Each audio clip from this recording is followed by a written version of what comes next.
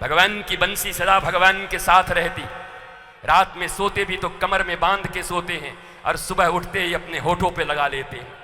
गोपियां उनसे सौतन की तरह डाह करती है तो कहती है बंसी कि डाह करने से, ईर्ष्या करने से क्या होगा, जरा ये भी तो सोचो, मुझे बंसी बनने में क्या क्या दिन देखने पड़े हैं। मैं भी अच्छी खड़ी बांस थी, अपने परिवार के साथ थी, कोई आया और काट दिया, परिवार से अलग ले गया, ले जाकर के धूप में सुखाई गई, छोटे छोटे टुकड़े में काटी गई, उससे भी पेट न भरा तो गर्म लोहे से मेरे भीतर में छेद किए गए, साथ साथ पोली रह गई। इतना दुख सहने के बाद भी मैंने बस एक ही बात अपने हृदय में रखा कि मुझे बंसी बनना है, क्योंकि एक दिन अपने श्याम सुंदर के अधरों से लगना है, इसलिए मुझे वह दुख नहीं आनंद महसूस हो रहे थे। ऐ गोपी तो क्यों चिढ़ती है, मैंने भी तो साधना की है, बंसी ने भी साधना की है। अच्छे खासे परिवार में थी, एक बांस काट के ले गया, माँ भी उसी में थे, पिता भी थे, भाई। अब बांस का जो झुंड होता है उसका वही परिवार है ना, उसी में मम्मी होगी, उसी में उसके पापा होंगे, उसी में उसके छोटे छोटे बच्चे होंगे, उसी में भैया होगा, उसी में बहन होगी। पर एक आया और आके कट से सबसे बढ़िया काट के ले गया। चिल्लाते रह गए लोग, कहाँ ले जा रहे हो मेरे बेटे को, कहाँ ले जा रहे हो मेरे बेटे को, मेरी बेटी को मत ले जाओ। पर वो बेटी गई, बोली चिंता मत करो माँ, इस बांस को तो लोग बहुत अच्छे रूप में नहीं देखते, बांस देखते ही बस अंतिम क्रिया याद आती है।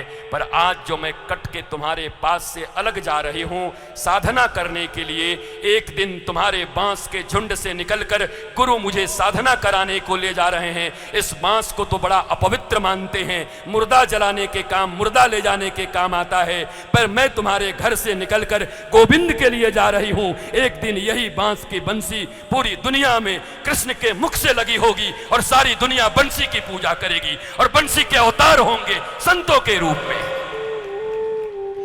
घर तो छोड़ना पड़ता है, माया तो त्यागने पड़ते हैं कभी कभी। हम ये नहीं कहते घर छोड़ो, घर छोड़ के जाओगे भी कहां, पर घर में रहते रहते अनासक्ति के भावों को पैदा करो। सीताराम सीताराम सीताराम कहिए, जाहि विधि राखे राम, ताहि विधि रहिए।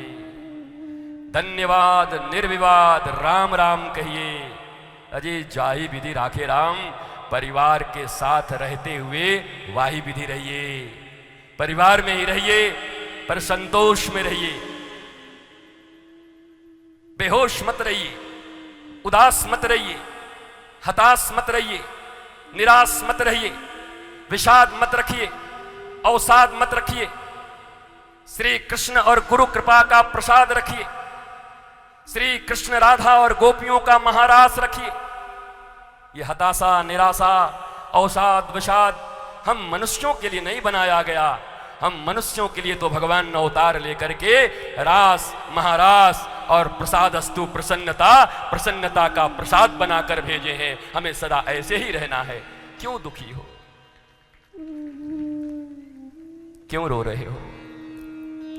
आजकल तो हंसते हुए लोगों से भी अगर कोई देखे तो यही पूछता है, तुम इतना जो मुस्कुरा रहे हो। मतलब मुस्कुराहट पर भी लोगों को भरोसा नहीं है। जगजीत सिंह को तो बिल्कुल नहीं है, क्योंकि वो कह रहे हैं तुम इतना जो मुस्कुरा रहे हो, क्या गम है जो छुपा रहे हो। जो आदमी गम में रहता है, बेदम रहता है, उसको दुनिया का हर आदमी गमगीन ही दिखाई पड़ता है। जैसी दृष्टि वैसी सृष्टि। अगर तुम मस्त हो तो तुम्हें मस्त लोग मिलेंगे, तुम अस्त व्यस्त हो तो तुम्हें अस्त व्यस्त लोग मिलेंगे, पस्त लोग मिलेंगे।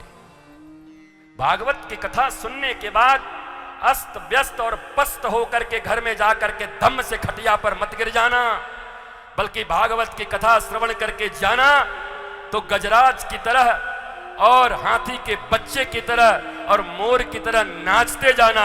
लोग पूछे कहां से आ रहे हो, कहना श्री कृष्ण कथा सुन के मस्त होके नाचते हुए आ रहा।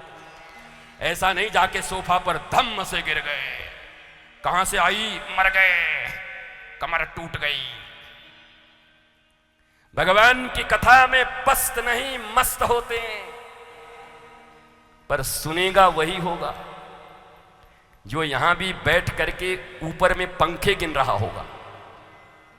1 2 3 4।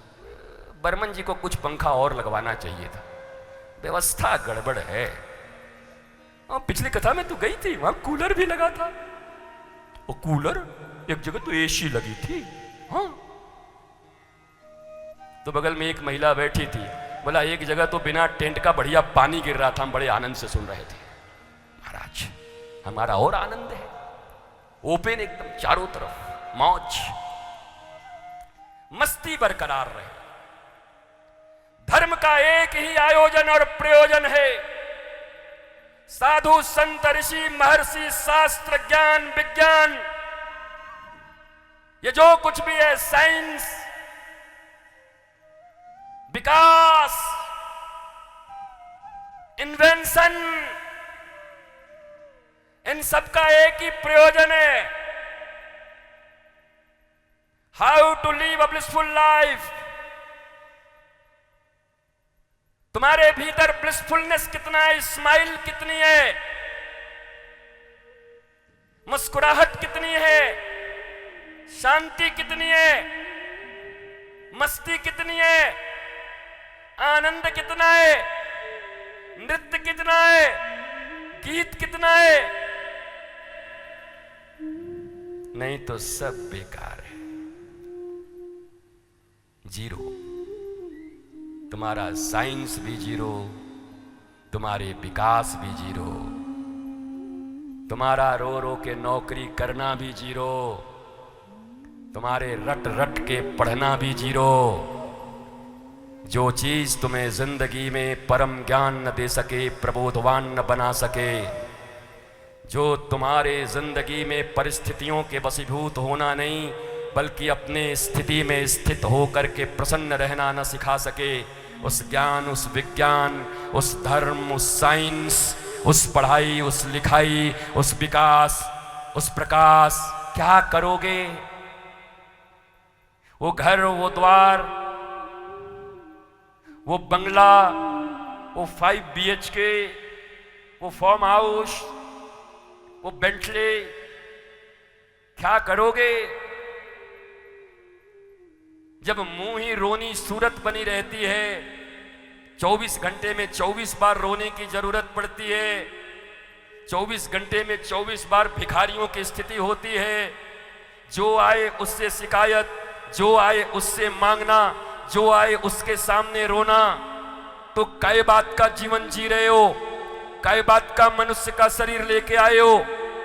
फिर तो बैल और गधे ही होते कि मालिक के यहां पड़े होते, डंडे खा रहे होते, मजबूरी होती, सेवा कर रहे होते।